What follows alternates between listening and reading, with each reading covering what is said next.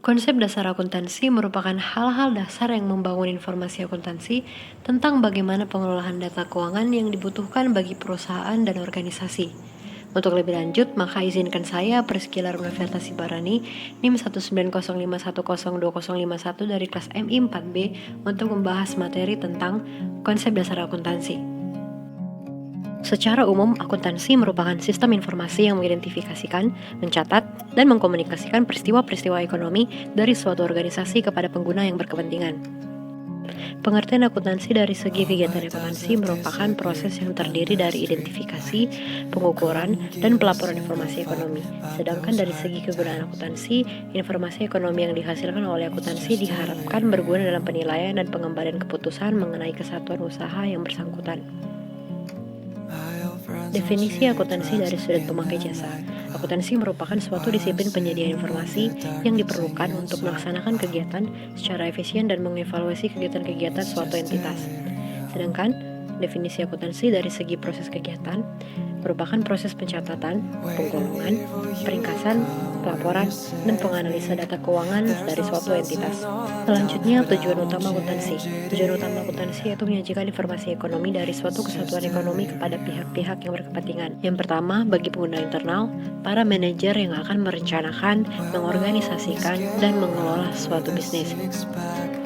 Adapun pihak-pihak yang termasuk ke dalam pengguna internal yaitu yang pertama, manajer pemasaran, supervisor produksi, direktur keuangan, serta pejabat perusahaan. Kedua, bagi pengguna eksternal, yang pertama investor. Investor berguna membuat keputusan untuk membeli, menahan, dan menjual sahamnya berdasarkan informasi akuntansi. Yang kedua ada kreditor. Kreditor mengevaluasi resiko pemberian kredit atau pinjaman. Proses akuntansi yang pertama yaitu identifikasi atau memilih peristiwa ekonomi.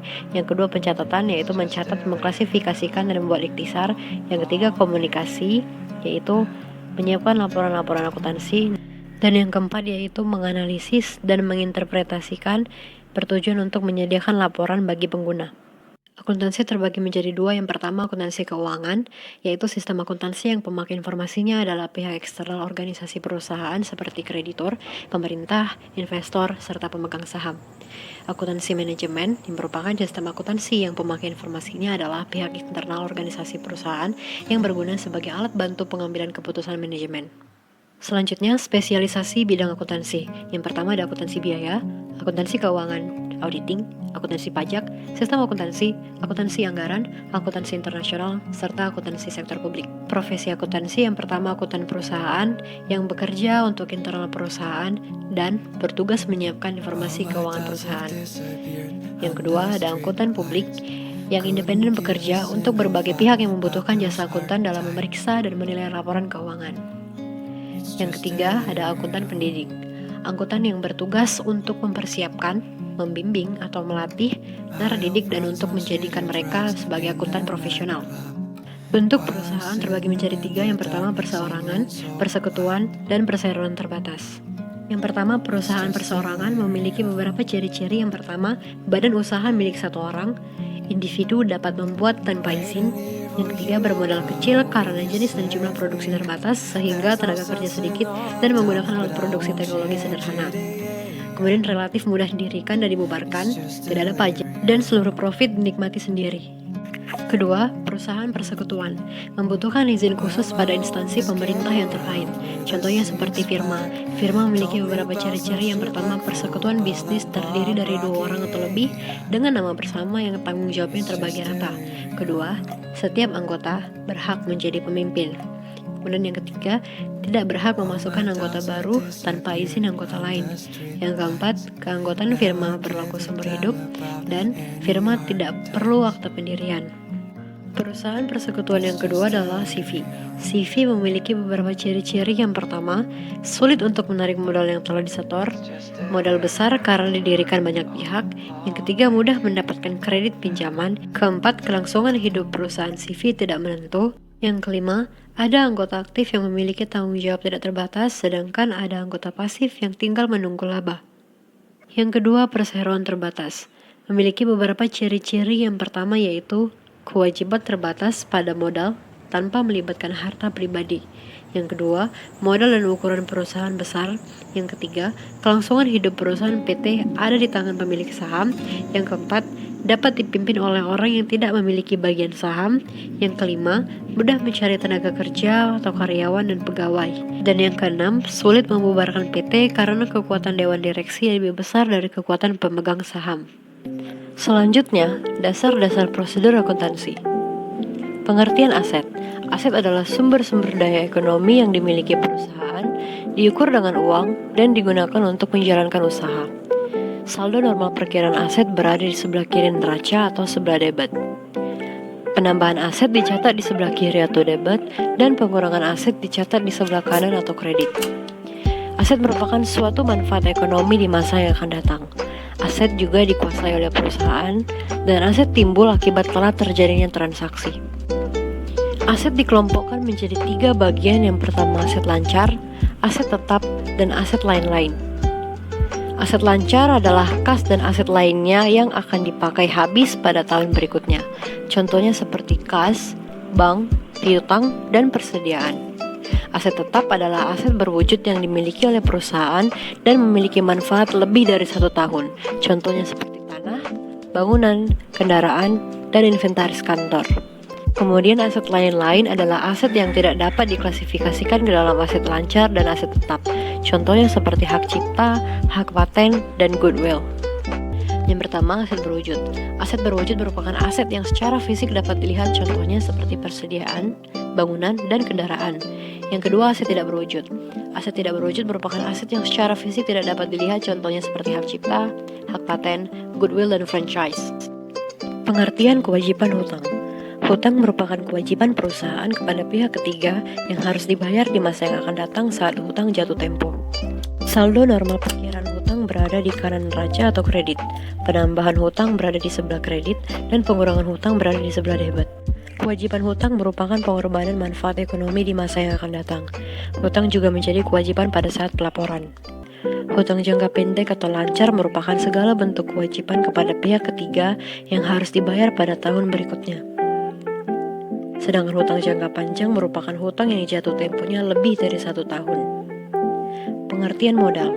Modal merupakan kekayaan bersih pemilik yang ditanamkan di perusahaan.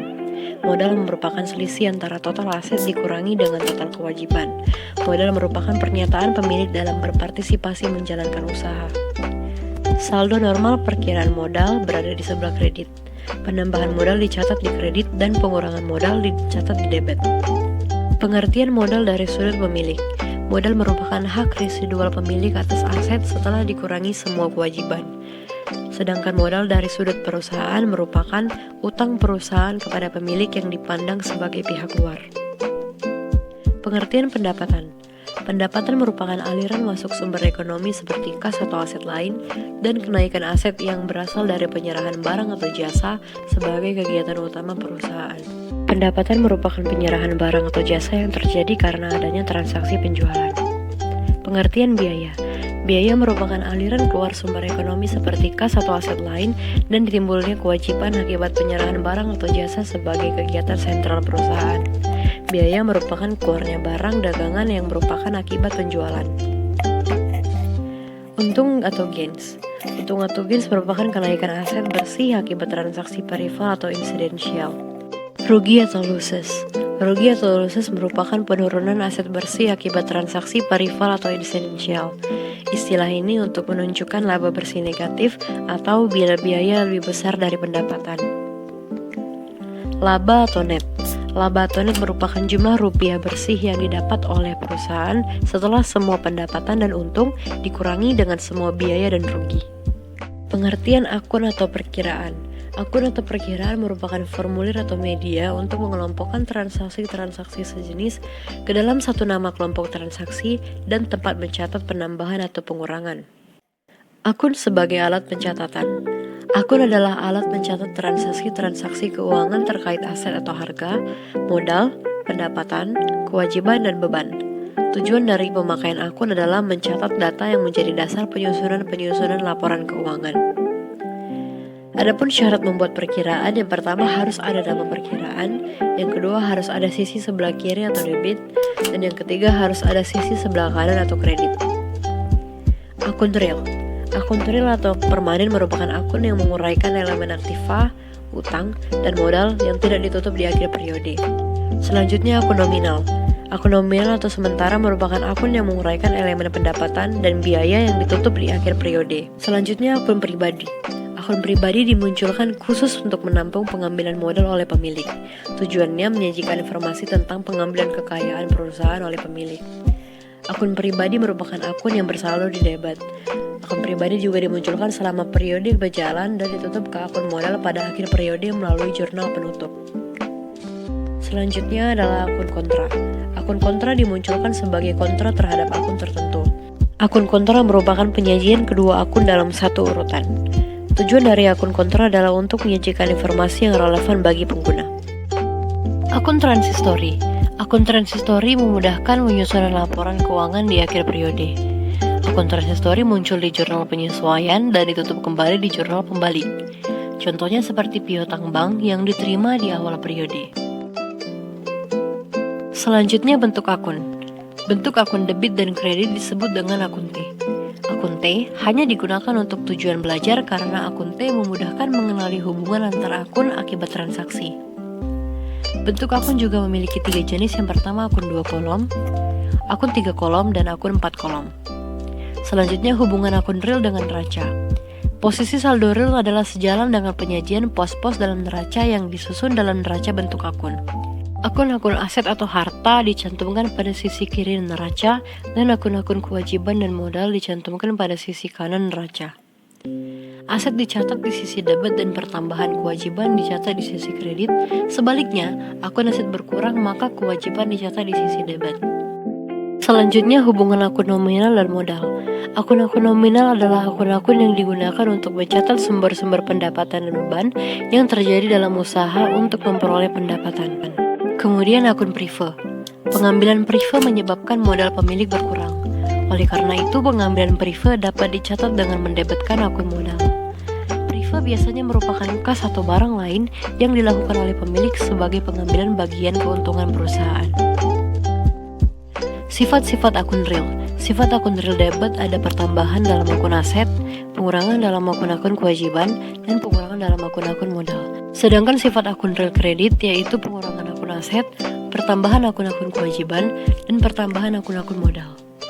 Selanjutnya sifat-sifat akun nominal. Pada akun beban, penambahan dicatat di sisi debit dan pengurangan dicatat di sisi kredit.